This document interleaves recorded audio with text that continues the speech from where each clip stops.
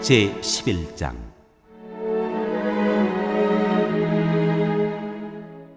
예루살렘에 자리를 잡은 백성들. 백성의 지도자들은 예루살렘에 자리 잡았다. 나머지 백성은 주사위를 던져서 10분의 1은 거룩한 성 예루살렘에서 살게 하고 10분의 9는 저마다 자기의 성읍에서 살게 하였다. 스스로 예루살렘에서 살겠다고 자원하는 사람 모두에게는 백성이 복을 빌어주었다. 예루살렘에 자리를 잡은 지방 지도자들은 다음과 같다. 다른 이스라엘 사람들, 곧 제사장과 레위 사람과 성전 막일꾼과 솔로몬을 섬기던 종의 자손은 각자가 물려받은 땅인 유다 여러 성읍에서 살고, 유다와 베냐민 자손 가운데서 일부가 예루살렘에서 살았다. 유다 자손으로는 아다야가 있다. 그의 아버지는 우시야요, 그 윗대는 스가랴요, 그 윗대는 아마랴요, 그 윗대는 스바랴요, 그 윗대는 말랄레리요, 그 윗대는 베레스이다. 그 다음으로는 마세야가 있다. 그의 아버지는 바룩이요, 그 윗대는 고로세요, 그 윗대는 하사야요, 그 윗대는 아다야요, 그 윗대는 요아립이요, 그 윗대는 스가랴요, 그 윗대는 실로 사람의 아들이다. 예루살렘에 자리 잡은 베레스의 자손은 모두 468명이고 그들은 모두 용사였다. 베냐민 자손으로는 살루가 있다. 그의 아버지는 무술람이요, 그 윗대는 요에시요, 그 윗대는 부다야요, 그 윗대는 골라야요, 그 윗대는 마세야요, 그 윗대는 이디엘이요, 그 윗대는 여사야이다. 그를 따르는 자는 갑배와 살레를 비롯하여 928명이다.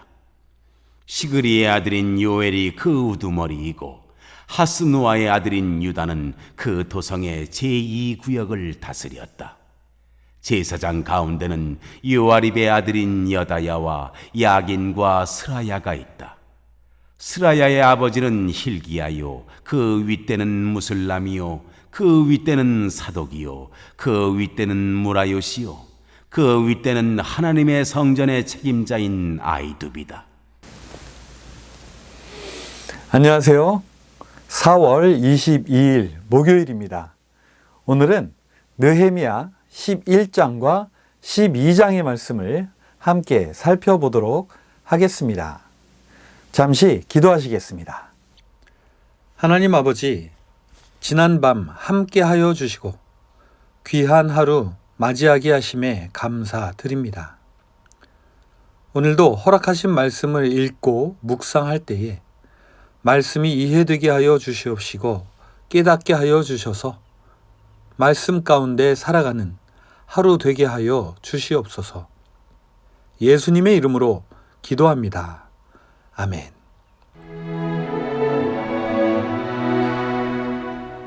우리는 지난 시간 폐허가 되었던 예루살렘의 성벽이 재건되고 학자 에스라의 율법 낭독과 함께 말씀을 깨달은 백성들이 다시 한번 하나님과 언약을 맺는 내용을 살펴보았습니다. 오늘 우리가 살펴볼 11장과 12장에는 성벽 봉헌식을 하기 전 해야 할 일과 정리된 내용들이 기록되어 있습니다. 과연 어떤 내용이 있을까요? 11장 1절에 보면 이렇게 기록하고 있습니다. 백성의 지도자들은 예루살렘에 자리 잡았다. 나머지 백성은 주사위를 던져서 10분의 1은 거룩한 성 예루살렘에서 살게 하고 10분의 9는 저마다 자기의 성읍에서 살게 하였다. 그렇습니다. 재건된 예루살렘 성벽 안에 과연 누가 살 것인지가 관건이었습니다. 우리가 앞 장들에서 살펴보았듯이 예루살렘과 유다 백성들의 재기를 바라지 않는 무리들이 있었습니다. 그들은 어떻게든 성벽 공사를 막으려고 갖은 수를 다 썼습니다.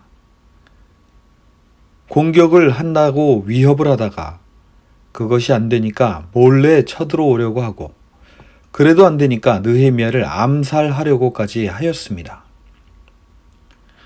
아무리 성벽이 재건되었다고 하더라도 대적들이 언제 쳐들어올지 모르는 위험한 예루살렘 성벽 안에 과연 누가 살려고 할까요?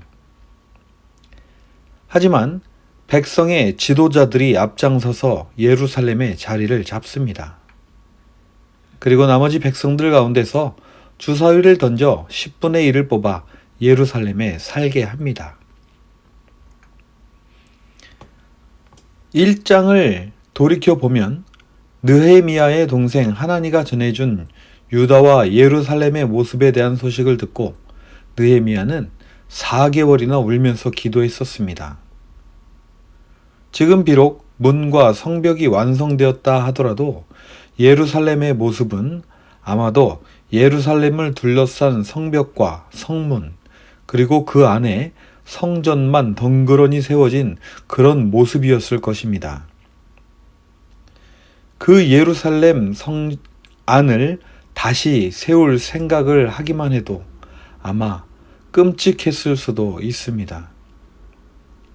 그러니 자원해서 예루살렘에서 살게 했다고 하는 사람에게는 백성들이 복까지 빌어주었다라고 2절에 기록하고 있는 것입니다.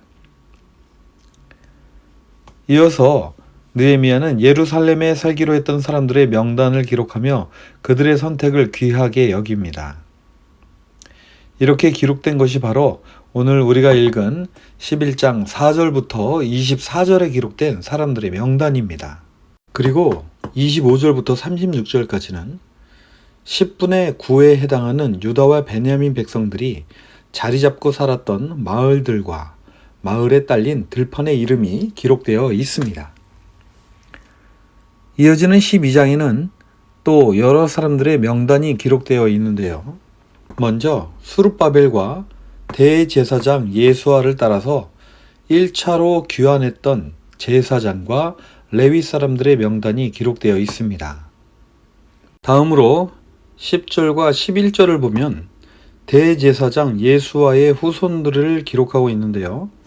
예수아의 아들 요아김부터 해서 그 아들 엘리야십, 요야다, 요나단, 그리고 야뚜아까지 모두 6대에 이르는 대제사장의 명단이 나오고 있습니다. 1차 포로 귀환 후 약 100년의 시간이 흘렀음을 보여주는 대목입니다.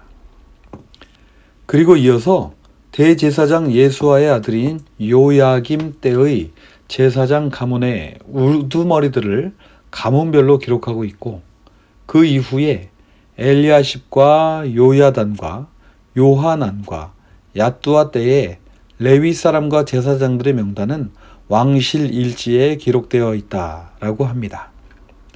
그런데 왜 느헤미야는 이런 명단들을 일일이 기록하고 있는 것일까요?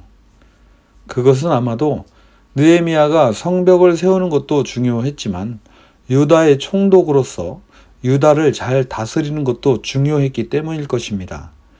그래서 느헤미야는 유다와 예루살렘에 사는 지도자들의 이름과 그 인원을 상세히 기록하고 유다 지역의 마을과 들판까지도 확실히 파악을 하고 있었으며, 예루살렘의 핵심 지도자 그룹인 대제사장 가문과 우두머리 제사장들, 그리고 레위인들의 명단을 일일이 기록하고 있었던 것이 아닌가 합니다. 또한 24절과 25절에 보면 에스라와 느헤미야 시대에 활동하던 레위인과 성전 문지기들의 이름이 기록되어 있는데, 그들은 자신들이 맡은 예배에서의 역할과 성전 문지기로서 각 문들에 딸린 창고를 지키는 일을 계속하고 있었다라고 기록합니다. 이것을 보면 1차 포로 귀환 후 성전이 완성되었던 그때부터 100년이 넘은 시간이 흘렀음에도 불구하고 대제사장 예수아와 그 후손들은 자신들의 역할을 잊지 않고 계속 이어져 내려왔다는 것을 말하고 있는 것이 아닌가 합니다. 느헤미야는 성벽을 재건했습니다. 또한 돌아온 유다 백성들은 율법을 듣고 하나님과 다시 언약식을 하였습니다. 예루살렘에는 정착할 사람들이 정해졌습니다. 그리고 성전에서의 하나님께 제사 드리는 일과 성전을 관리하는 일은 계속 이어져 내려왔습니다. 모든 것이 준비되었습니다. 이제 무엇이 남았을까요? 그렇습니다. 완성된 성벽이 하나님께서 세우신 것임을 고백하는 봉헌식을 해야 할 때입니다. 느헤미야는 성벽 봉헌식을 하려고 합니다. 그러자 사람들은 대적들의 위협과 온갖 어려움 가운데서도 성벽을 재건케 하신 하나님을 찬양하기 위해 곳곳에서 레위 사람들을 찾아와 찬양을 하게 합니다. 레위인들은 예루살렘 주변 마을로 모여들었고 그들은 그곳에 마을을 이루고 살게 됩니다. 제사장들과 레위 사람들은 몸을 깨끗하게 하는 예식을 합니다. 그리고 백성과 성문들과 성벽을 깨끗하게 하는 예식을 올립니다. 여기서 어떻게 깨끗하게 하였는지는 기록되어 있지 않지만 아마도 율법을 따라서 희생 제사를 드림으로 깨끗하게 하지 않았나 합니다. 느헤미야는 모두를 그리고 모든 것을 정결케 한 후에 백성들을 두 부류로 나눕니다. 하나는 유다의 방백들, 즉 지도자들이고 다른 무리는 감사 찬송하는 자의 무리입니다. 이 두 그룹은 제일 아래 부분인 거름문으로부터 시작하여 서로 반대 방향으로 하여 완성된 성벽을 걸어 성전을 향해서 걸어갔습니다. 그리고 성전에 이르러 양쪽에 두 무리가 섰습니다. 그리고 곧 나팔을 불며 레위인들이 크게 찬송을 합니다. 이들은 큰 제사를 드리고 심히 즐거워했다고 합니다. 이날의 감격을 느헤미야는 이렇게 기록하고 있습니다. 그날 사람들은 많은 제물로 제사를 드리면서 기뻐하였다. 하나님이 그들을 그렇게 기쁘게 하셨으므로 여자들과 아이들까지도 함께 기뻐하니 예루살렘에서 기뻐하는 소리가 멀리까지 울려 퍼졌다.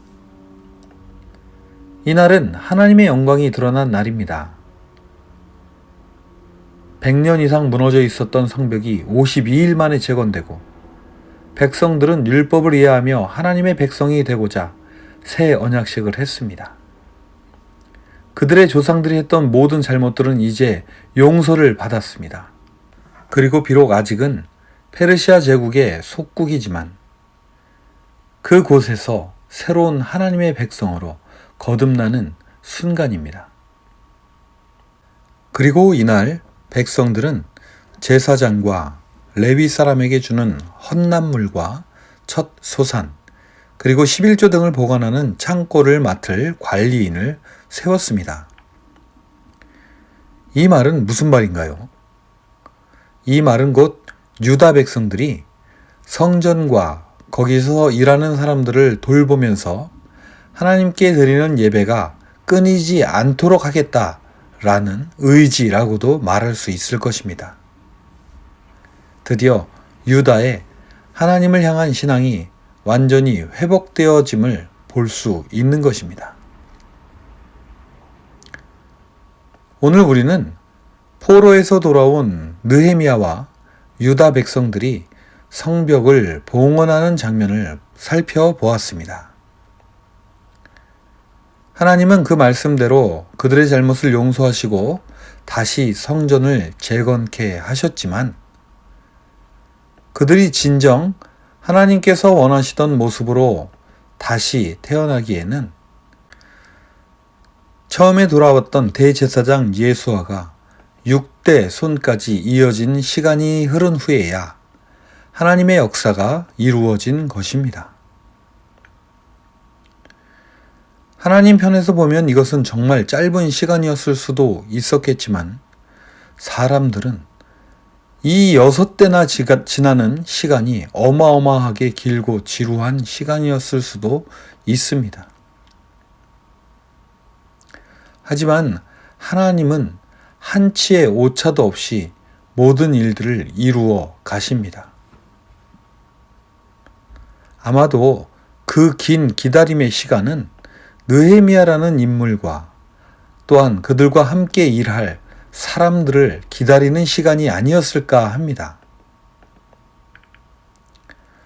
저는 지금까지의 말씀을 돌아보면서 이 모든 것을 지휘했던 느헤미야의 공적도 대단하지만 이와 함께 했던 모든 백성들의 노고와 희생이 없었다면 예루살렘 재건의 발판은 마련되지 않았을 것이라는 생각을 하게 됩니다.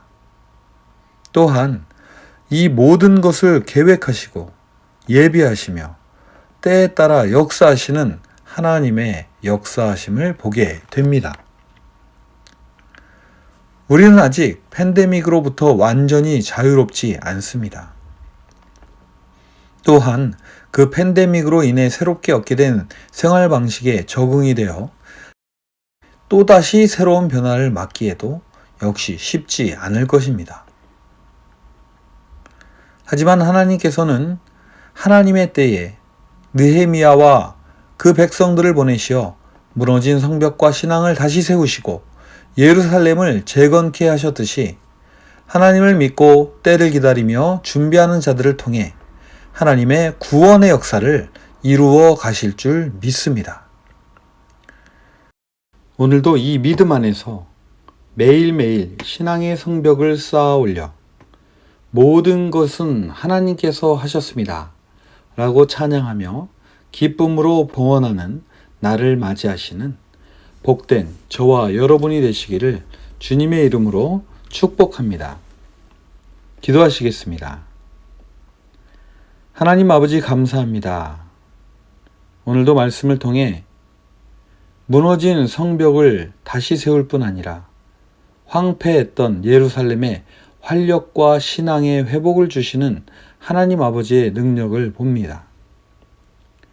힘들었던 지난 날들을 잊고 기쁨으로 성벽을 봉헌했던 그들의 기쁨이 오늘 저희들에게 있게 하여 주시옵시고 더욱 강한 믿음을 주시어 하나님의 때를 기다리며 하루하루 맡은 바 사명에 충실하는 저희 되게 하여 주시옵소서. 오늘도 믿음으로 하루를 시작하는 드림의 모든 성도들 위해 지혜와 용기와 힘을 더하여 주시어 참된 평안과 위로 그리고 회복을 얻게 하여 주시옵소서. 예수님의 이름으로 기도합니다. 아멘.